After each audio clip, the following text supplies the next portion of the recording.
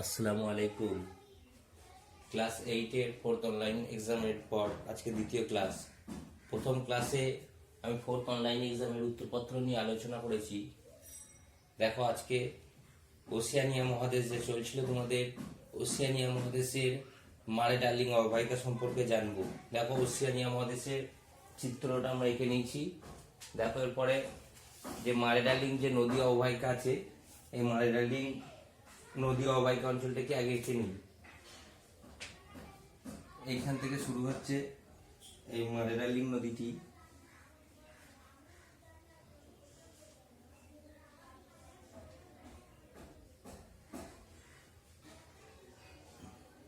এই হলো মারে ডার্লিং নদী।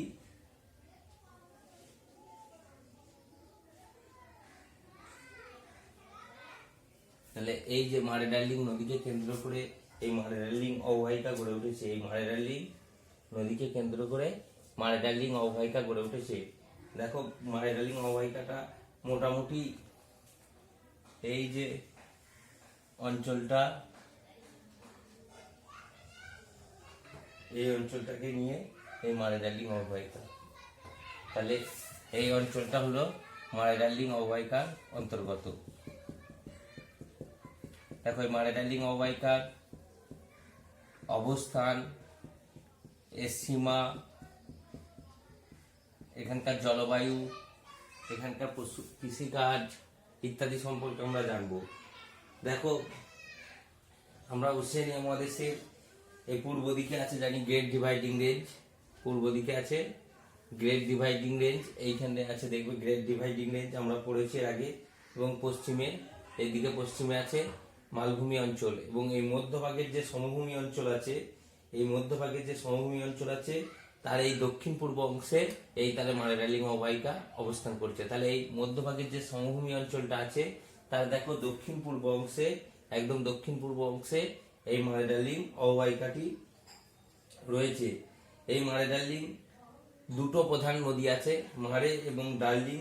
এই দুটি প্রধান নদী নিয়ে এই মারে ডার্লিং অববাহিকাটা গড়ে উঠেছে।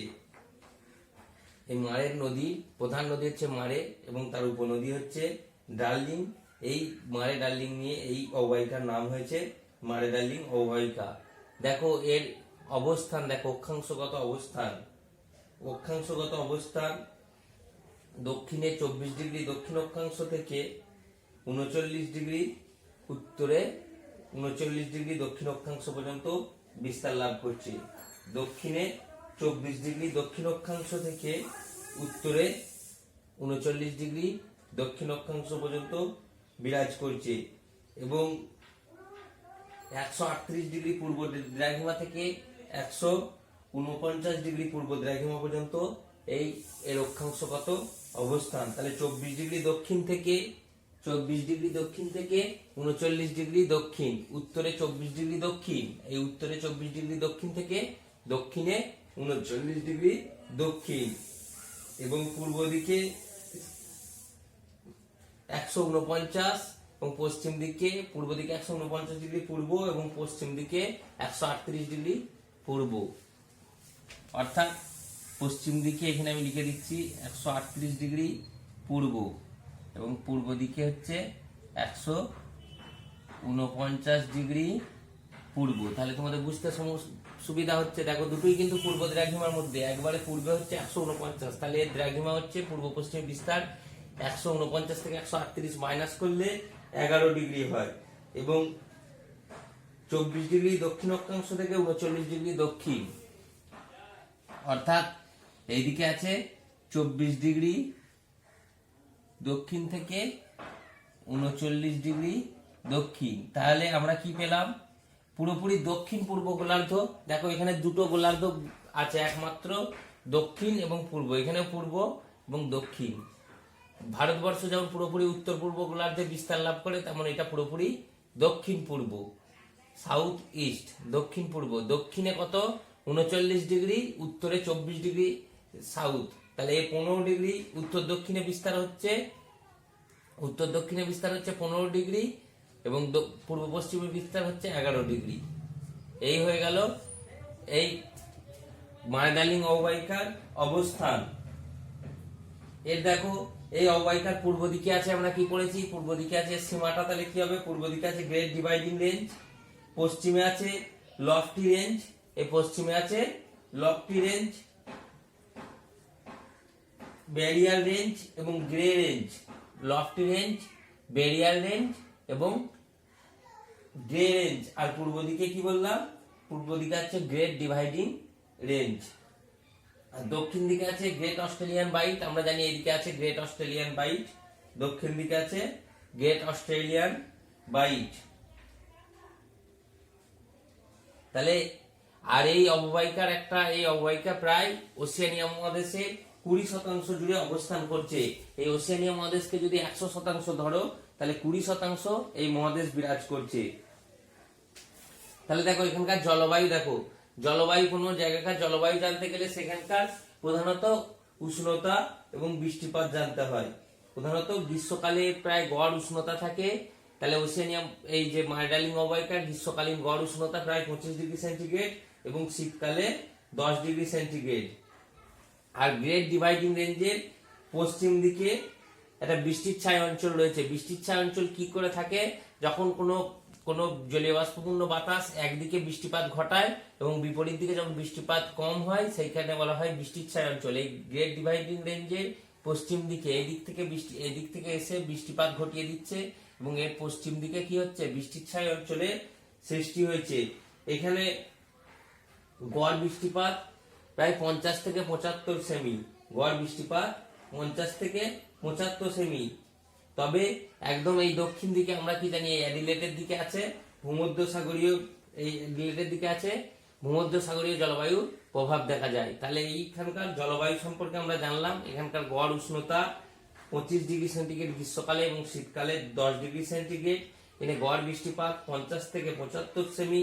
পশ্চিম দিকে গ্রেট ডিভাইডিং রেঞ্জে তার বৃষ্টির ছায়া অঞ্চল রয়েছে, অর্থাৎ এই দিকটায় বৃষ্টির ছায়া অঞ্চল রয়েছে এবং এই একদম দক্ষিণ পূর্ব দিকে বলা যায় যে ভূমধ্যসাগরীয় জলবায়ুর প্রভাব রয়েছে। এখানকার স্বাভাবিক উদ্ভিদ কি, আমরা জানি অস্ট্রেলিয়ার স্বাভাবিক উদ্ভিদ ডাউন্স নামে পরিচিত। মার্ডার্লিং অববাহিকার যে স্বাভাবিক উদ্ভিদ বা যে তৃণভূমি জন্মায়, এটা ডাউন্স নামে পরিচিত। এছাড়া এখানে কয়েকটি গাছ দেখা যায়, যেমন ম্যাপল আছে, ওক আছে, পপলার আছে ইত্যাদি পর্ণমোচী গাছ দেখা যায়। এখানে যেহেতু গড় বৃষ্টিপাতের পরিমাণ কম, তাই এখানে যে তৃণভূমি সৃষ্টি হয়েছে তা মার্ডার্লিং অববাহিকার তৃণভূমি ডাউন্স নামে পরিচিত। এটা কিন্তু তোমাদের শর্ট কোশ্চেনের জন্য খুব ইম্পর্টেন্ট। ডাউন্স, এটা এমনি জিকেতেও আসে, অন্য জায়গাতেও এটা ডাউন্স নামে পরিচিত। এবং এখানে যে সমস্ত গাছ দেখা যায়, বিশেষত পর্ণমোচী গাছ দেখা যায়, যেমন ওক, ম্যাপল, পপলার ইত্যাদি পর্ণমোচী গাছ দেখা যায়। আর অ্যাডিলেট অঞ্চলে এখানে বলে দিয়েছে, এখানে অ্যাডিলেট আছে, এই অ্যাডিলেটে সাধারণত ভূমধ্যসাগরীয় জলবায়ুর প্রভাব দেখা যায়। তাহলে এখানে ভূমধ্যসাগরীয় উদ্ভিদ দেখা যাবে অ্যাডিলেটে। এখানে প্রধানত তৃণভূমি জাতীয় উদ্ভিদ দেখা যায় বৃষ্টিপাতের অভাবে। এইখানকার তৃণভূমি ডাউন্স নামে পরিচিত। এখানে কিছু পর্ণমোচী গাছ দেখা যায়, ওক, ম্যাপল ইত্যাদি পর্ণমোচী গাছ দেখা যায়। এছাড়া অ্যাডিলেটের কাছাকাছি অঞ্চলে ভূমধ্যসাগরীয় জলবায়ুর প্রভাব দেখা যায়। তাহলে আমরা এখানকার জলবায়ু এবং স্বাভাবিক উদ্ভিদ সম্পর্কে জানতে পারলাম। দেখো এখানকার কৃষি ও পশুপালন, আমরা জানি মার্ডার্লিং অববাহিকা এই অস্ট্রেলিয়ার মধ্যে সব থেকে বেশি কৃষি সমৃদ্ধ অঞ্চল।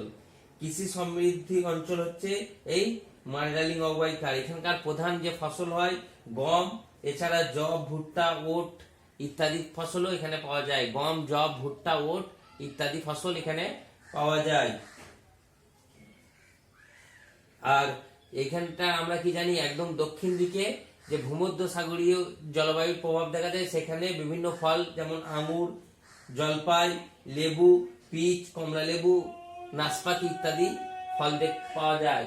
আমরা জানি ভূমধ্যসাগরীয় জলবায়ু যখনই বলবে বিভিন্ন প্রকার ফল, আঙ্গুর, কমলা লেবু, পিচ ইত্যাদি প্রচুর পরিমাণে ফল এখানে চাষ হয়। এই ডাউন্স তৃণভূমিতে এখানকার কৃষি সম্পর্কে তাহলে আমরা জানতে পারলাম কি কৃষি, যেখানে প্রধানত প্রচুর পরিমাণে গম হয়। এছাড়া জব, ভুট্টা। আর এখানে উন্নত খুব যন্ত্রের সাহায্যে চাষ করা হয়, খুব উন্নত মানের এই ওশেনিয়া এই ডার্জিলিং অববাহিকায় খুব উন্নত মানের যন্ত্রের সাহায্যে চাষ করা হয়। আর দক্ষিণে ভূমধ্যসাগরীয় জলবায়ু যেখানে প্রভাব রয়েছে সেখানে বিভিন্ন ফলের গাছ যেমন লেবু, আপেল, পিচ, কমলা লেবু, আঙ্গুর ইত্যাদি ফলের গাছ এখানে লক্ষ্য করা যায়। এছাড়া এরপরে এখানকার কৃষিকাজ, দেখো এখানকার পশুপালন, এই যে ডাউন্স তৃণভূমি আছে এই ডাউন্স তৃণভূমিতে বিভিন্ন উন্নত মানের ভেড়া ইত্যাদি চাষ করা হয়, যেমন কি মেরিনো, লিঙ্কন, মার্স ইত্যাদি বিভিন্ন উন্নত মানের ভেড়া বা মোষ পালন করা হয়। এইখানের একটা বিশেষ তোমার প্রশ্ন আছে শর্ট কোশ্চেনে, জ্যাকোস কি? এখানে জ্যাকোস কি? এখানে যে পশু খামার গুলো আছে এই ভেড়া মোষ যে চাষ করা হয়, এই পশু খামার গুলোই যে সমস্ত শ্রমিকগুলো কাজ করে তাদের এখানে বলা হয় জ্যাকোস। যে শ্রমিকগুলো কাজ করে তাদের বলা হয় জ্যাকোস।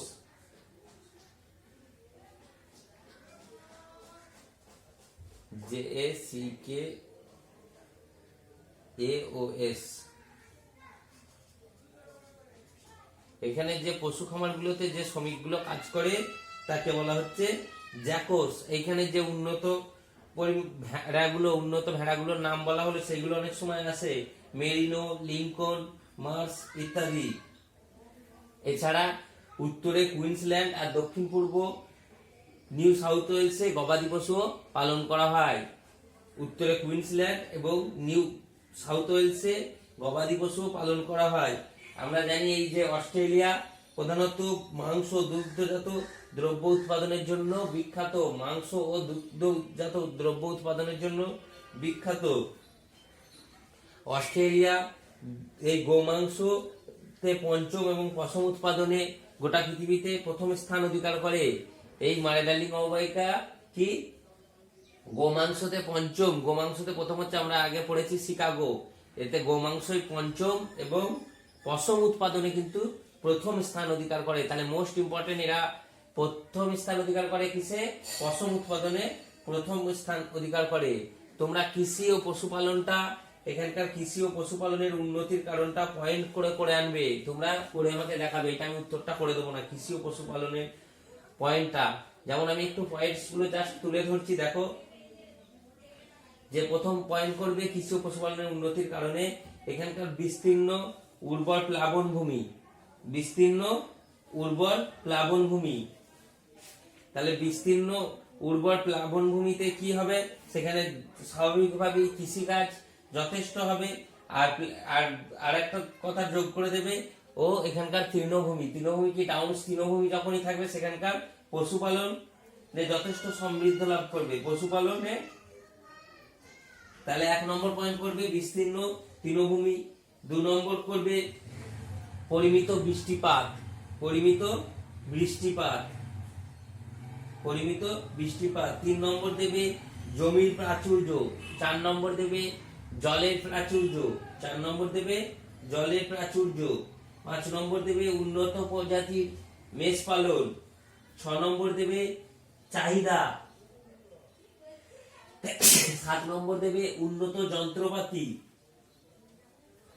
8 নম্বর দিতে পারো পশুজাত অন্যান্য দ্রব্য। তাহলে ইত্যাদি পয়েন্ট তোমরা করতে পারো। 1 নম্বর কি বললাম? বিস্তীর্ণ উর্বর প্লাবন ভূমি ও তার সাথে ডাউন্স তৃণভূমিটা যোগ করে দেবে। 2 নম্বর দেবে পরিমিত বৃষ্টিপাত, 3 নম্বর পর্যাপ্ত জলের যোগান, 4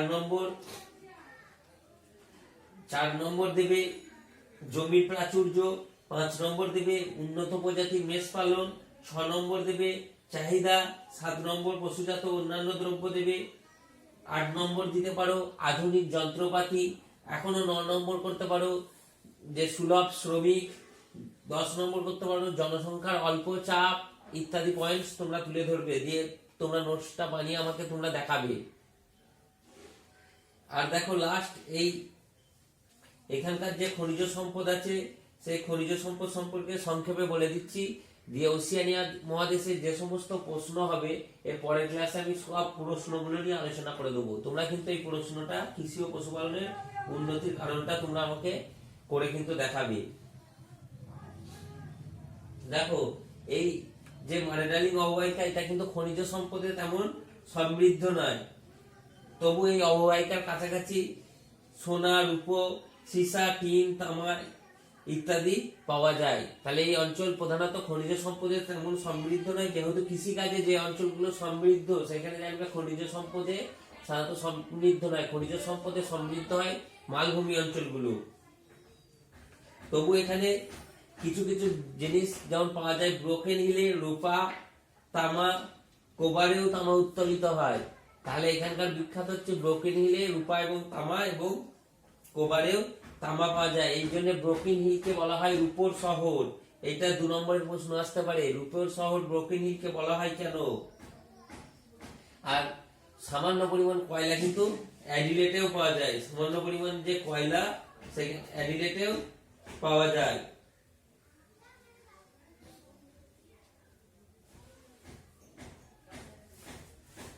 দেখো এখানকার শিল্প, খনিজ সম্পদ যেহেতু অভাব রয়েছে তাই শিল্পে তেমন উন্নতি লাভ করতে পারিনি। খনিজ সম্পদের অভাব থাকার কারণে এখানে শিল্পে তেমন উন্নতি লাভ করতে পারিনি। তবে কৃষির উপর নির্ভর করে এখানে অনেক শিল্প গড়ে উঠেছে, যেমন পশম শিল্প, বস্ত্রবয়ন শিল্প, ডেয়ারি শিল্প, বেকারি শিল্প, ময়দা শিল্প, মাংস শিল্প ইত্যাদি। তাহলে এখানে খনিজ সম্পদের অভাবে তেমন বড় শিল্প যেমন লৌহ ইস্পাত শিল্প ইত্যাদি শিল্প যেমন গড়ে ওঠেনি, কিন্তু কৃষি ও পশুজ সম্পদের উপর নির্ভর করে বিভিন্ন শিল্পের বিকাশ ঘটেছে। যেমন পশম শিল্প, জানি পশম উৎপাদনে মার্ডার্লিং অববাহিকা পৃথিবীতে প্রথম স্থান অধিকার করে, তাই পশম শিল্প, বস্ত্রবয়ন শিল্প, ডেয়ারি শিল্প, ময়দা শিল্প, বেকারি শিল্প ইত্যাদি শিল্পের বিকাশ ঘটেছে। এখানকার জনবসতি কেমন আছে, এখানে অত্যধিক ঘন জনবসতিপূর্ণ। এখানকার এই মার্ডার্লিং অববাহিকায় ঘন জনবসতিপূর্ণ, তবে উপকূলবর্তী অঞ্চলগুলোয় বেশি সংখ্যক লোক বাস করে। এছাড়া এখানে যে অ্যাডিলেড শহর আছে, এখানকার প্রধান শহর ও বাণিজ্য কেন্দ্র। এই যে মার্ডার্লিং অববাহিকার কাছে অ্যাডিলেড শহর আছে, এটা এখানকার প্রধান বাণিজ্য কেন্দ্র। তাহলে এই আমরা মার্ডার্লিং অববাহিকা সম্পর্কে সংক্ষেপে জানলাম। এর পরের দিন এই ওশেনিয়া মহাদেশ থেকে যত প্রশ্ন হবে, প্রশ্ন সেই প্রশ্নগুলো সম্পর্কে আমি আলোচনা করব।